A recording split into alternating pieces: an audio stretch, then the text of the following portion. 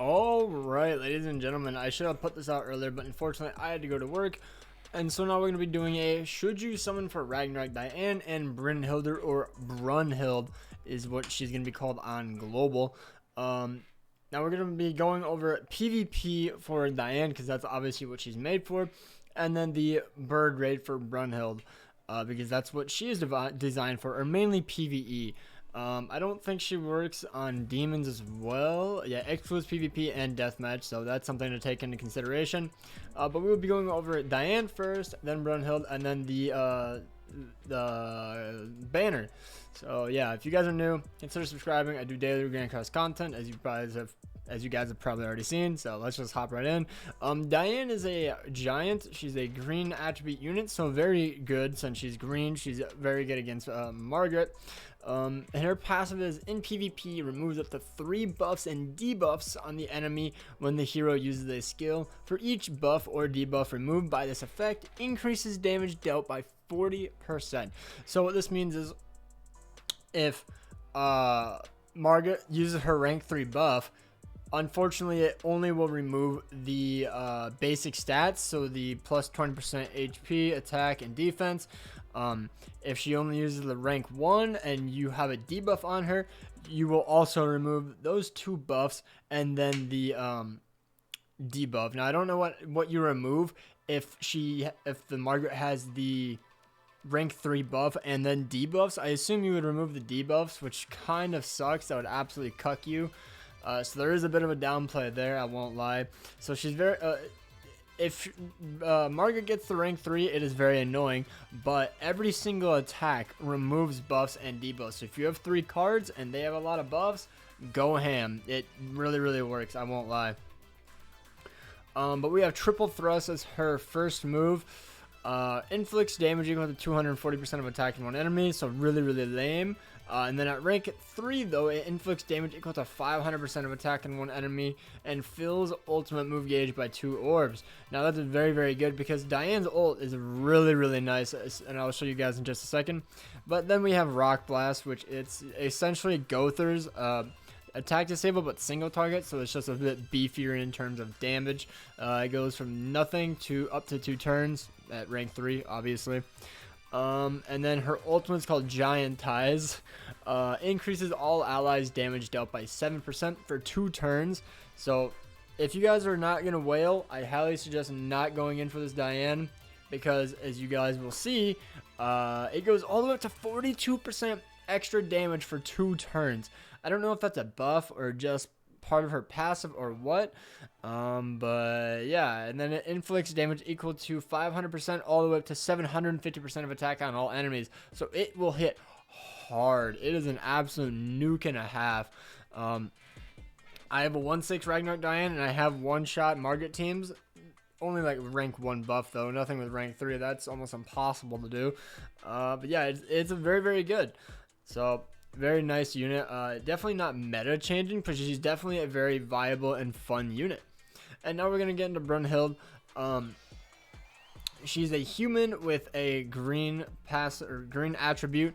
She's mainly for PvE. You can use her in PvP. She does do pretty good damage, but without a passive, she is very lacking and lackluster in PvP, I will not lie. But her passive is Spear of Victory. Increases the hero's basic stats by 12% for every alive ally in battle, and then increases the hero's ally stats, but increases the hero's all stats by 8% when an ally dies. So you can go all the way up to 12%. You lose 3, that would be 24. Is that 36%? I believe 36% increase to the hero's basic stats, so pretty good.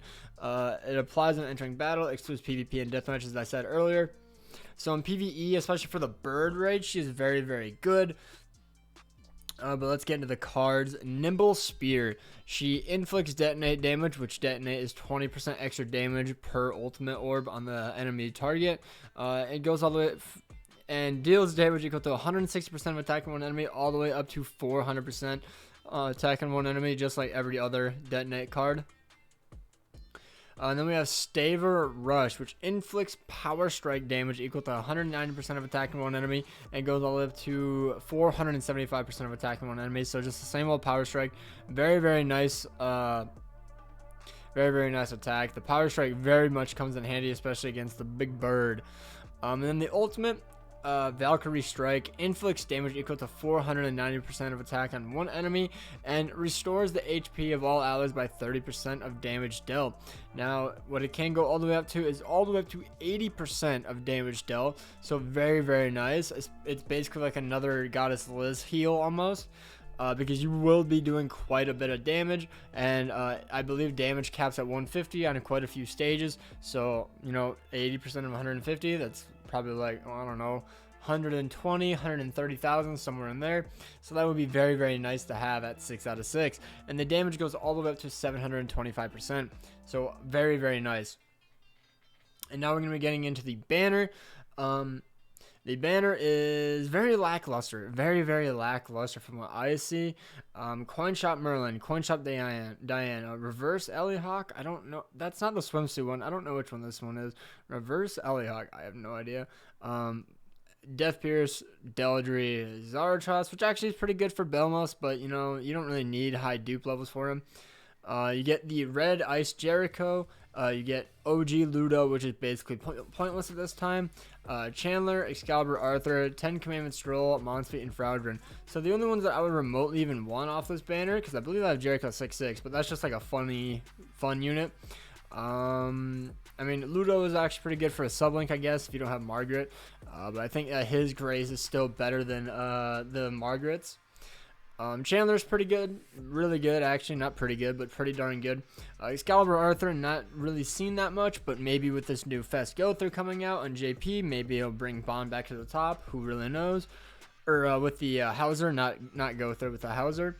Droll, Monsfeet, and Fraudrin, basically all useless. Droll is used to counter Margaret, but I don't know. I don't think it's that great. Also, I don't know which one this one is. This could be the blue Droll. I have no idea.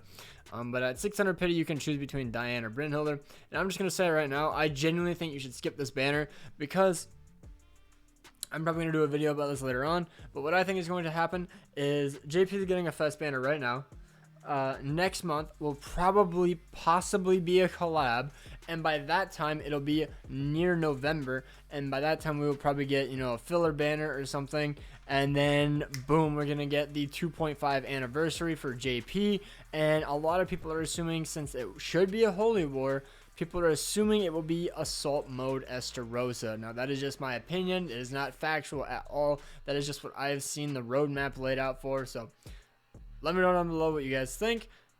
That would be greatly appreciated. Are you guys going to summon? I think that if you're not going to go in for the 6 out of 6 on any of these units, I don't suggest summoning. I will be summoning tomorrow. I'm not live streaming though, because I don't know what time the patch even drops. I think it's 5 a.m., which I probably won't be up. I will be live streaming on JP, so come hang out there. I believe it's going to be going live at 2 a.m. So yeah, we're going to be summoning for the new Gother and Hauser. Yeah, that's pretty much it. Subscribe if you're new, hit that like button, that'd be greatly appreciated, and hopefully you guys have an absolutely amazing day. Peace out.